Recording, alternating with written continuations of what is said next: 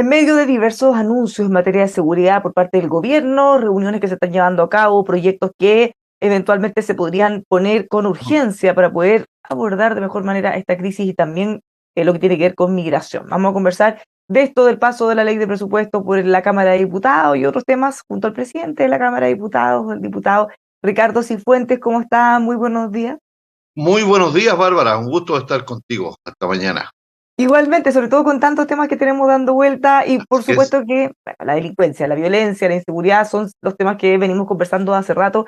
¿Qué le parecieron los dichos de la ministra Toá cuando ella afirma que la delincuencia no está desbordada? No, yo tengo una opinión claramente contraria a eso. Creo que tenemos un problemazo. Fíjate, hoy en la mañana acaban de descubrir que esta persona cuyos trozos han encontrado en la playa de La Serena es de un hombre joven, al parecer un connacional, un chileno. Pero nunca se había dado un hecho como este, menos en La Serena, que es una ciudad serena, tranquila. Era, digamos. Desgraciadamente eso ha cambiado rotundamente. Coquimbo, La Serena, mi región en general, pero Santiago, en general el país está absolutamente desbordado, creo yo.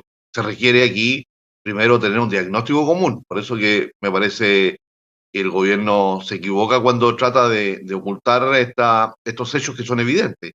No solo hay más casos de violencia, no solo hay más homicidios, sino que estos son claramente violentos, o más violentos, y están hechos para asustar a la población.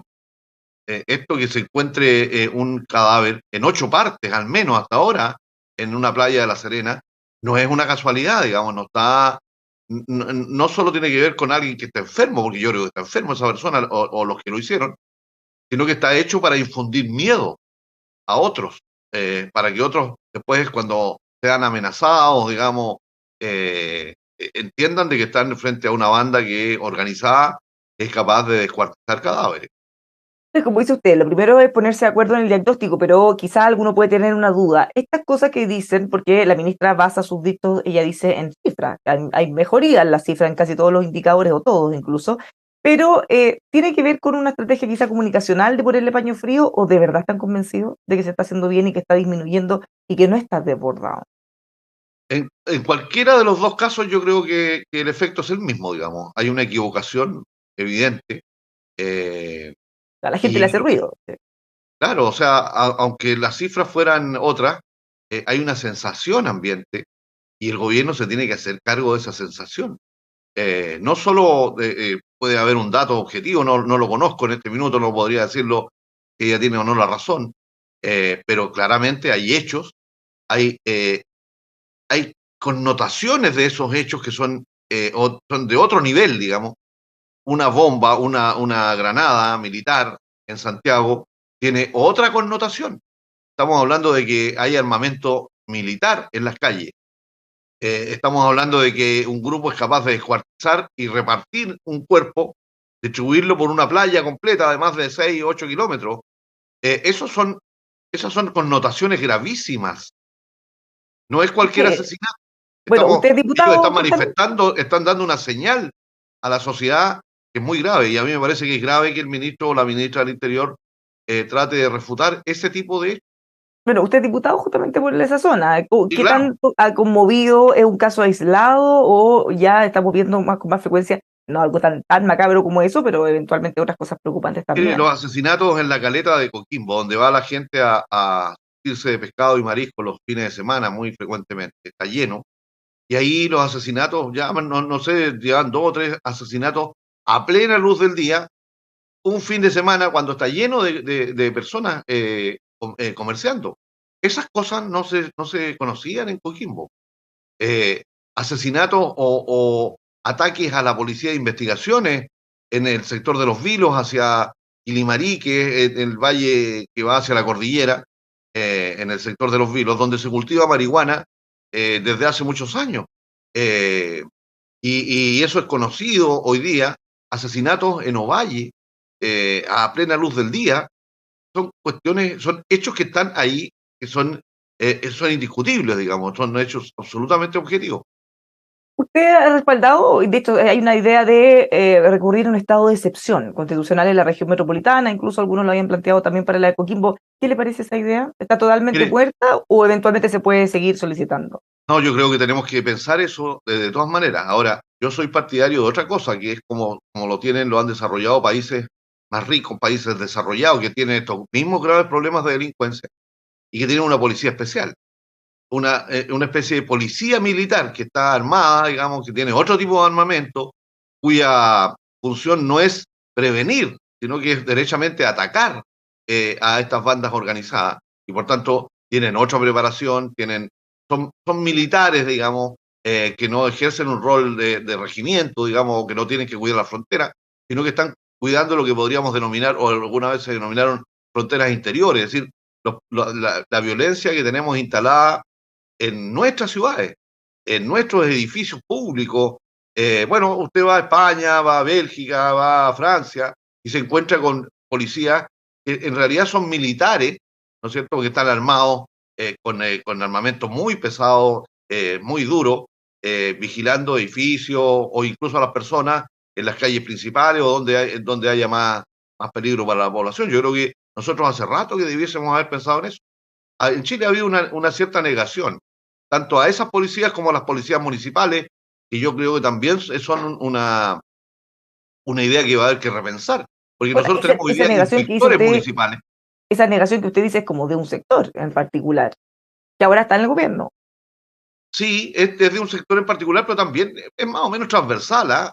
Lo de las policías municipales, usted tiene ahí a inspectores municipales hoy día que tienen que andar con un carabinero al lado, porque como no tienen armas, no tienen ninguna función punitiva, no sirven para nada. Entonces, nosotros como que nos engañamos a nosotros mismos. Decimos, no, es que estamos aumentando los inspectores municipales.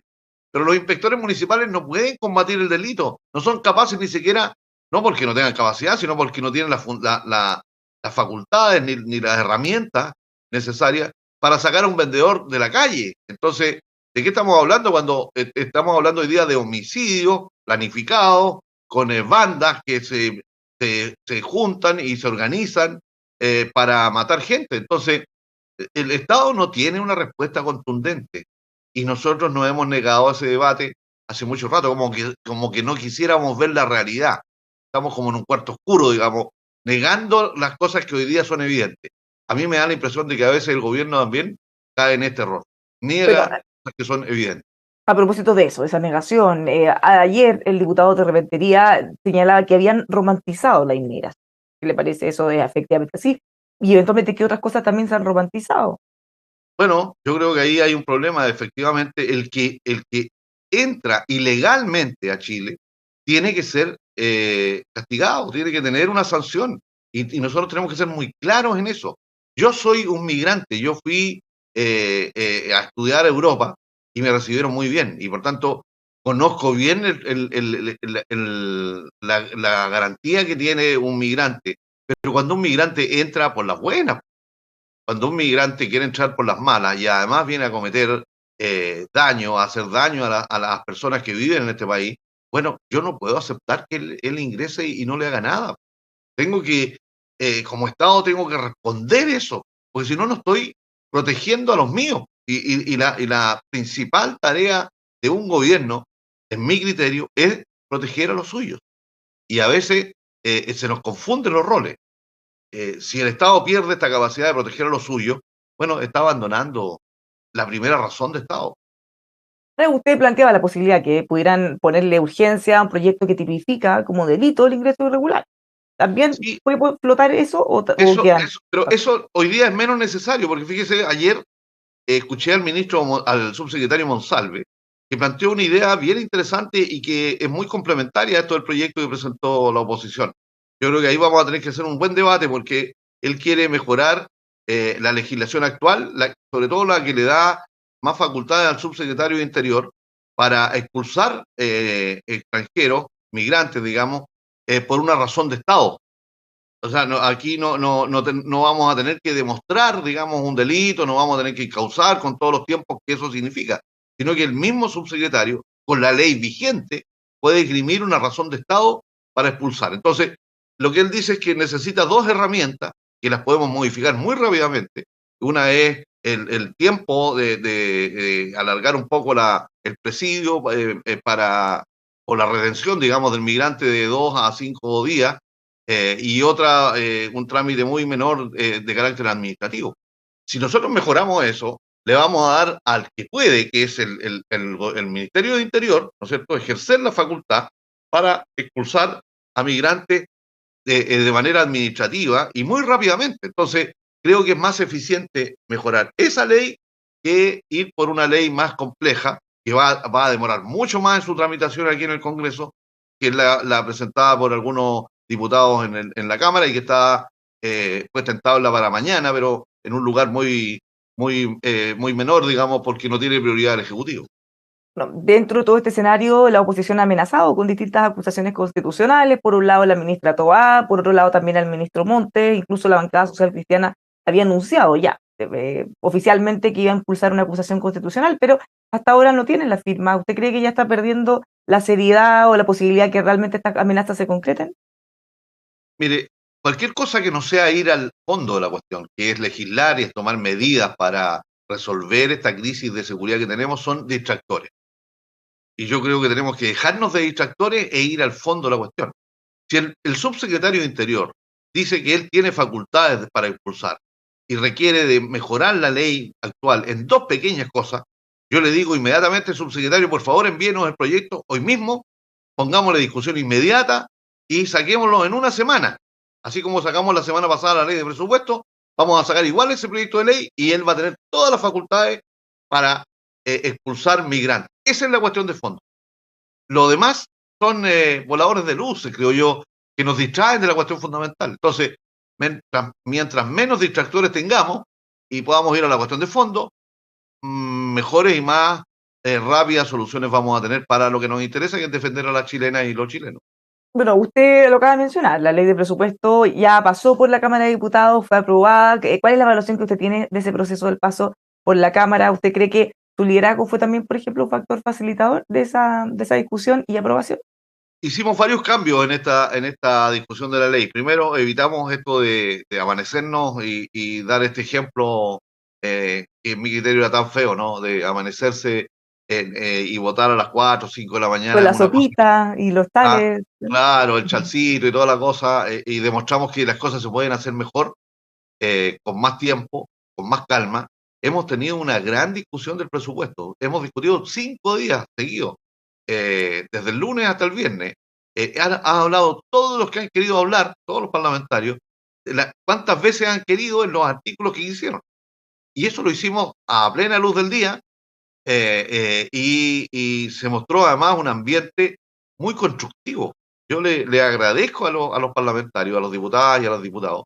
Les dije al finalizar esa discusión, que para mí había sido una gran conversación, un gran análisis de la ley de presupuesto. Tuvimos al ministro de Hacienda cansadísimo porque él no dejaron entrar a la directora de presupuesto. ¿Qué le Y pareció eso? Porque a mí me le parece muy molestó mal mucho el eso, ministro.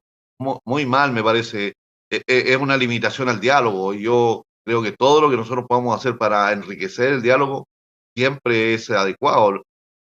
Me parece que ¿cómo decirlo? Es una bajeza, digamos, el no dejar entrar a una persona a la sala a discutir una ley, además, que es la persona que más sabe del presupuesto, se la deja afuera no sé por qué circunstancia, digamos, pero no es bueno, no es bueno ni personal ni políticamente, digamos.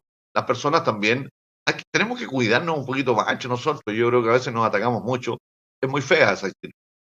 Pero, bueno, pasaron otras cosas que llamaron la atención en esa discusión, por ejemplo, el retraso en medio ambiente, las críticas a la ministra, justamente porque la acusan de estar, no sé si remando en contra, pero haciendo más difícil todo el proceso de inversiones y desarrollo de proyectos. Bueno, es así, digamos, yo creo que a veces se generan estas sensaciones que no son buenas para la política. Eh, yo creo que al menos nosotros en la sala de la Cámara hemos venido teniendo, ustedes mismos han visto que el clima ha ido mejorando sustancialmente en la Cámara. Hoy día ya no tenemos esos gritos y esas manifestaciones tan efusivas de algunos, poquitos, pero que habían dominado durante meses. Tenemos un clima bastante más dialogante, creo yo. nos hemos esforzado por hacer eso, y hay un espacio más adecuado para la discusión de la política. Yo creo que la política es una cosa muy seria, hay que tomársela en serio, hay que hacerlo con respeto, hay que hacerlo estudiando mucho. La política requiere de estudio. La ley de presupuesto no es una cosa que uno pueda votar sin estudiarla o sin conversar, sin analizarla. Y esa es nuestra pega. Y a veces estas discusiones pequeñas, digamos, estos ruidos tan toscos, nos desvían de la cuestión fundamental, que es que los parlamentarios tienen que estudiar las leyes, tienen que construirlas, tienen que conversar, dialogar mucho, entre ellos, también con sus representantes. Ellos representan a una parte de la sociedad, y esa es la tarea fundamental. Hay también un error, o algo que se calificó como error, que se tiene que corregir en el Senado, y es que se rechazó la posibilidad de endeudamiento del gobierno. Sí, ese fue un error que cometió un sector ellos mismos lo reconocieron, eh, porque claro, votaron una cosa mal, digamos, creyendo que estaban aprobando, lo terminaron rechazando. Pero ellos mismos lo reconocieron en la propia sala, así que ese error se va a corregir rápidamente en el Senado, creo yo, y si no en la comisión mixta después. Y una última cosa a propósito de la ley de presupuesto, el foco en caso convenio, porque obviamente están todos mirando qué cosas cambiar o qué hacer para que no se puedan repetir casos como los que hemos visto. Y yo diría que ahí hubo un foco muy importante, se discutió mucho el presupuesto de los gobiernos regionales particularmente, y el de vivienda también, por supuesto. Creo yo que el Ministerio de Hacienda hizo una buena tarea anticipándose a esa discusión. En la comisión mixta, además de presupuesto, antes que llegara a la sala, este había sido un foco importante. Creo yo que se avanzó mucho ahí en materia de transparencia. Ahora, Diputado, hay, no termine su idea. hay que tener cuidado. Yo le dije al ministro de Hacienda, y fue también un punto de la discusión, porque a veces cuando uno pone demasiados requisitos en la ley de presupuesto, termina entorpeciendo la ejecución de los proyectos. Entonces, hay que tener cuidado porque podemos llegar a tener, por cuidar demasiado, podemos terminar con una ejecución del presupuesto muy baja el próximo año. Entonces, de nuevo, hay que ir al equilibrio, ¿no? Hay que buscar un punto de equilibrio que haga que tengamos más transparencia, tengamos más certeza de que la plata se está invirtiendo en las cosas que corresponde y no se la están llevando para la casa, pero también tengamos los instrumentos flexibles para que los gobiernos regionales puedan efectivamente asignar y gastar los recursos como corresponde. Para eso creo yo que hay una patita que nos queda siempre coja, que es el fortalecimiento de las contralorías regionales. Yo creo que ahí tenemos un punto que no hemos abordado. Quedamos de hacerlo el próximo año, pero yo estoy convencido que las contralorías regionales requieren de fortalecimiento porque no tienen toda la capacidad para controlar. Por una parte, vamos aumentando el gasto de los municipios y de los gobiernos regionales, aumentando los recursos, pero no fortalecemos en la entidad de control. Y eso nos puede generar en el futuro otra vez problemas como el que hemos visto este año y el año pasado. Esperemos que eso no ocurra. Lo cambio a un último tema, el proceso constitucional. Ya estamos en la recta final, a solo un par de semanas de las votaciones. ¿Qué le parece? Según la encuesta CEP, 62% todavía no ha decidido su voto.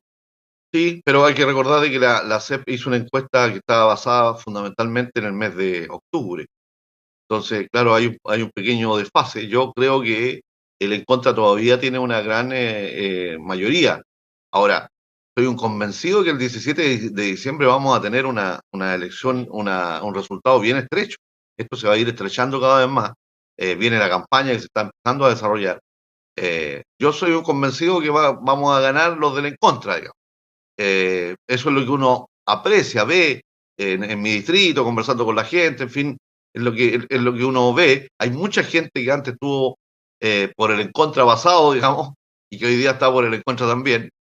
Incluso sectores de la propia derecha que no les gusta esta nueva constitución.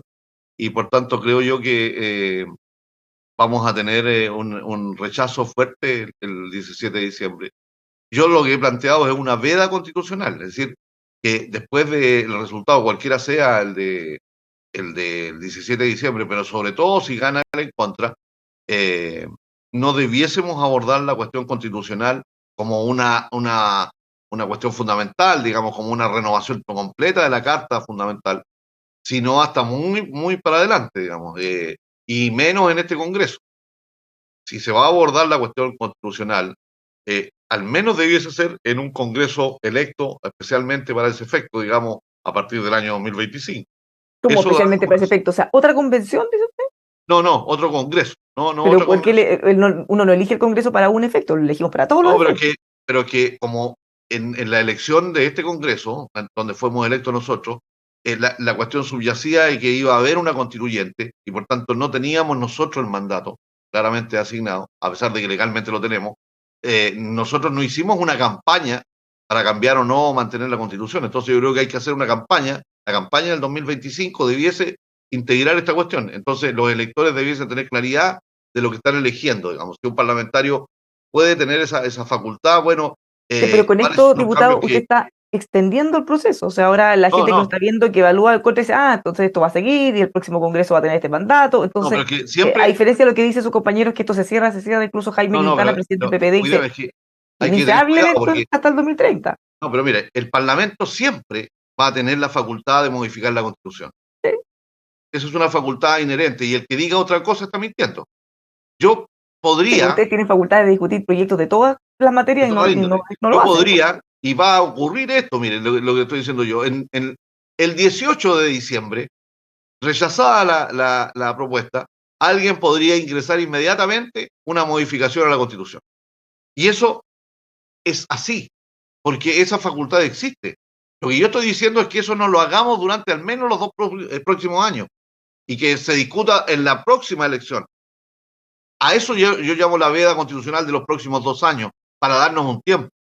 Diputado, una última cosa, porque ya no nos queda tiempo. Han habido hartas críticas a los cambios de discurso, del en contra, y el más visible o el más evidente de todos, el que ha señalado Francisco Vidal cuando hasta hace poquito en la campaña anterior para el apruebo decían que esta constitución actual era la de los cuatro generales, la de Pinochet, lo decía también el presidente, y ahora resulta que es la constitución de la... ¿Qué opina de, de este cambio de discurso, este giro? Algunos califican como voltereta. Sí, puede ser una voltereta, pero mire, yo me quedo con una sola idea que me parece más rica y más fundamental. Esta es una constitución que se ha ido construyendo histórica, es un proceso histórico. Partió con los cuatro generales y ha ido derivando de manera muy importante en democracia hacia una constitución que es distinta. Eh, pero es Pero también de los cuatro generales. hasta la Uno no campaña puede, anterior decían que era de los generales. bueno, uno no puede negar la historia, ¿no? Y esta constitución es de los cuatro generales, es de Lago, es de Elwin, es de Bachelet, es de Piñera, es de todos, digamos, es un proceso que se ha ido construyendo. Ahora, no es la mejor constitución, pero hasta ahora nos ha guiado, digamos, y hemos podido resolver muchos problemas nosotros con esta constitución. A eso se refieren. Con esta constitución no se podía hacer absolutamente nada, paralizaba todo, y ahora dicen que sí se puede, o Bueno, que se puede arreglar. yo digo que es un proceso histórico y que eso es más rico que tener un proceso autoimpuesto o que represente solo un segmento. Diputado, muchísimas gracias por conversar con nosotros, que tenga un muy buen día. Igual para ti, Bárbara, un gustazo, como siempre. Igualmente, te lo dejamos invitado a que vuelva pronto, y a todos quienes Muy nos bien. acompañan, sigan con nosotros aquí en emol.com.